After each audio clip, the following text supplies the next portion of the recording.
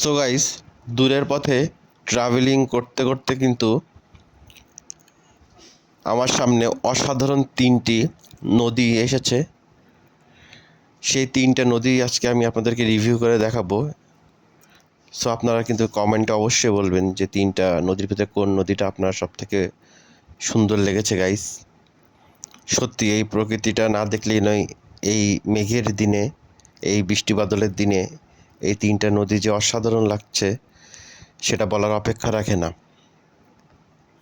So এই তিনটা নদীর ভিতরে তৃতীয় নম্বর নদীটি দেখে আমি কিন্তু আর নিজেকে সামলে রাখতে পারলাম না। মনে হলো যে আমি মনে হয় বাংলাদেশের ভিতরে নাই, বাংলাদেশের বাইরে ইন্ডিয়ান কোনো একটা রাজ্যে কিন্তু চলে এসেছি।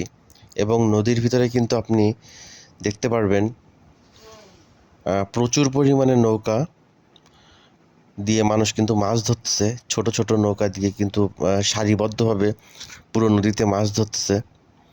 আসলে এই দৃশ্যগুলো না দেখলেই নয়। দেখেন আকাশে কি সুন্দর মেঘ, এবং নিচে কিন্তু প্রচুর পরিমাণে একটু পরপর কিন্তু মানুষজন বিভিন্ন নৌকা নিয়ে কিন্তু নেমে যাচ্ছে এই গভীর নদীতে, নেমে মাছ ধরছে।